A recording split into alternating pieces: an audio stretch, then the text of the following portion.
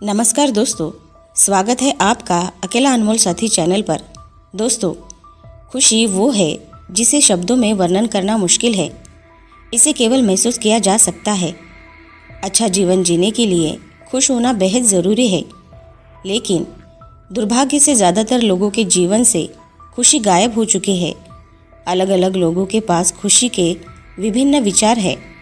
कुछ लोग मानते हैं कि ये पैसे में पाई जा सकती है, कुछ लोग प्यार में होते हैं तो खुशी का अनुभव महसूस करते हैं, और कुछ को खुशी और संतुष्टि तब महसूस होती है जब वे पेशेवर ज़िंदगी में अच्छा काम करते हैं। आज की कहानी भी कुछ ऐसी ही है।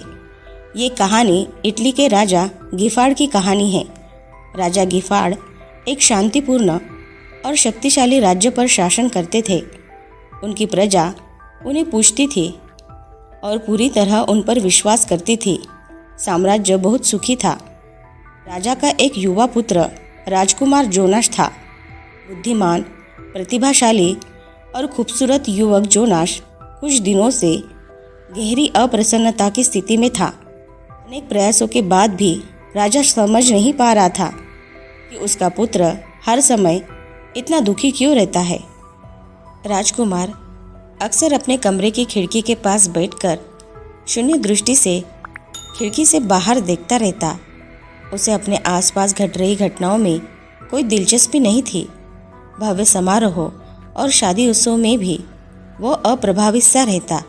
राजा गिफाड़ बहुत दिनों तक ये सह नहीं कर पाए और उन्होंने अपने पुत्र से यह पूछने का निर्णय किया कि कौन सी बात उसे परेशान कर रही है। राजा ने अपने पुत्र से पूछा, जोनास, कौन सी बात है जो तुम्हें इतना खाए जा रही है? तुम्हारे पास किस चीज़ की कमी है पुत्र? कौन सी चीज़ तुम्हें इतना परेशान कर रही है? कुछ समय से तुम खुश नहीं हो। मुझे बताओ, मैं तुम्हारी मदद करने की कोशिश करूँगा। युवा राजकुमार ने बस कंधे उचका दिए। किसी हसीना ने तुम्हें सम्मोहित कर लिया है? महल में भटकने की बजाय उसके लिए अपना प्रेम प्रदर्शित करने के इससे बेहतर तरीके हैं। जोनास बोला, नहीं पिताजी, यह लड़की की बात नहीं है। सच में मैं नहीं जानता कि मैं इतना दुखी क्यों हूँ। मैं किसी चीज़ में खुशी महसूस नहीं करता। मैं खुश रहना चाहता हूँ, लेकिन नहीं जानता कि ऐसा कैसे करूँ। राजा को ये बात समझ नहीं आई, परंतु इसे यकीन था कि यदि राजकुमार ऐसे ही दुखी रहा तो वो जीवित नहीं रह पाएगा।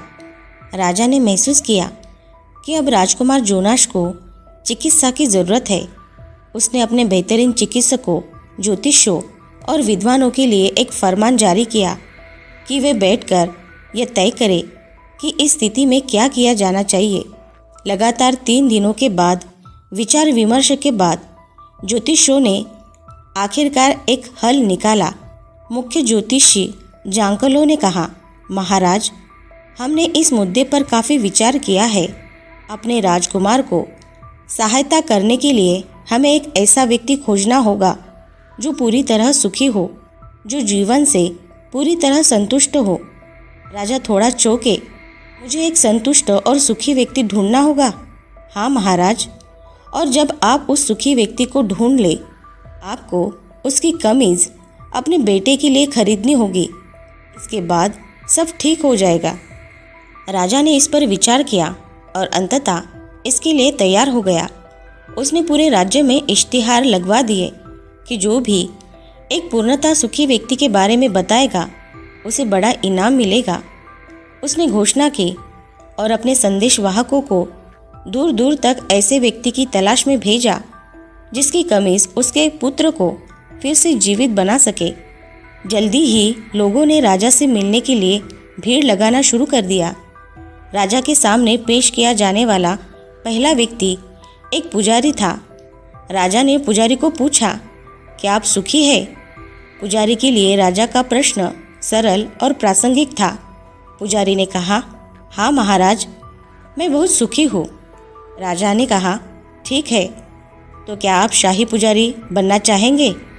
ये सुनकर पुजारी का चेहरा चमक उठा। बिल्कुल महाराज, आपकी सेवा करने से अधिक प्रसन्नता की बात कुछ नहीं हो सकती। राजा को क्रोध आ गया।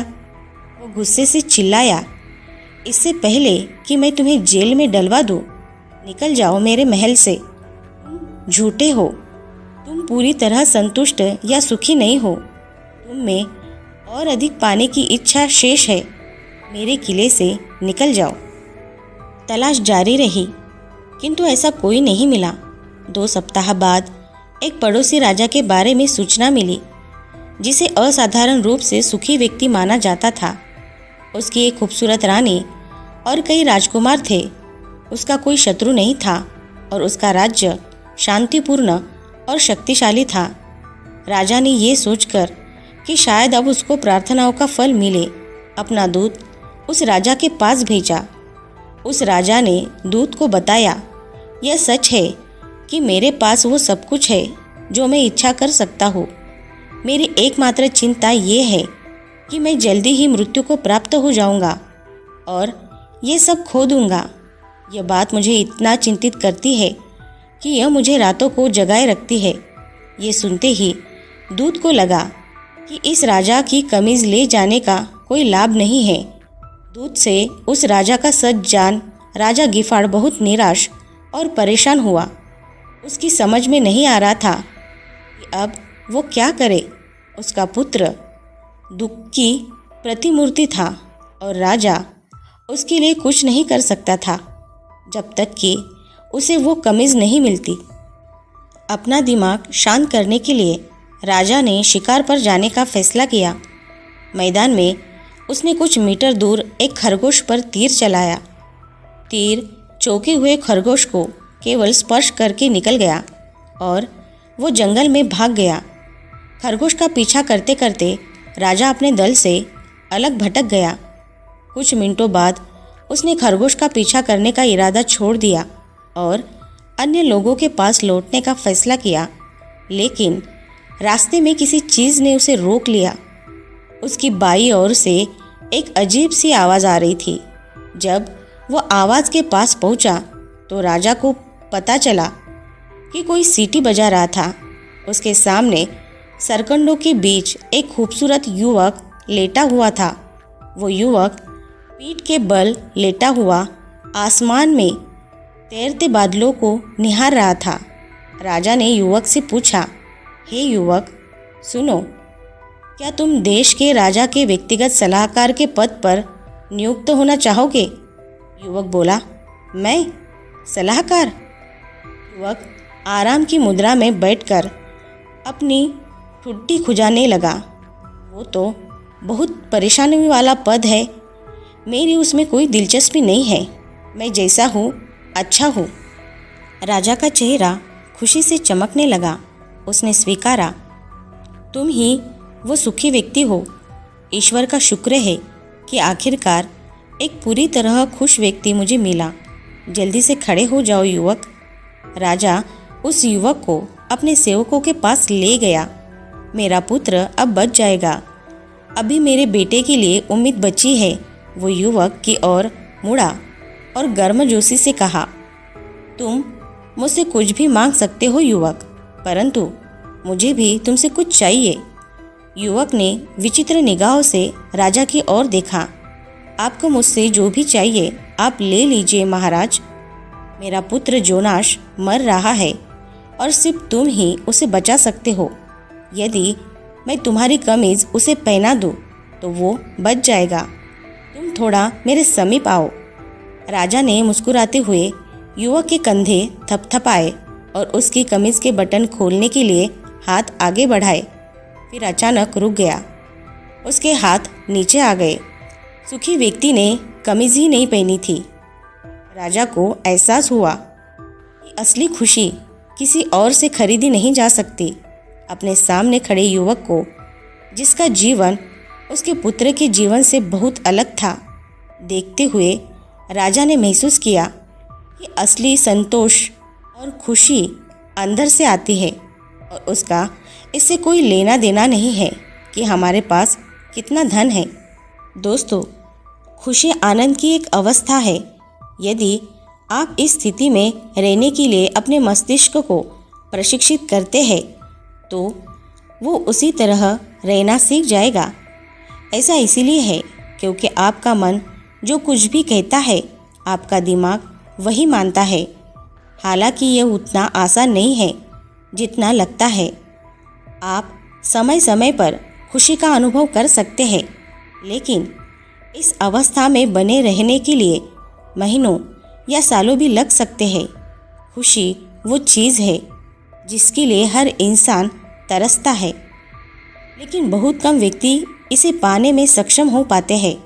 जितना सरल इसे परिभाषित करना है, उतना ही मुश्किल इसे प्राप्त करना है।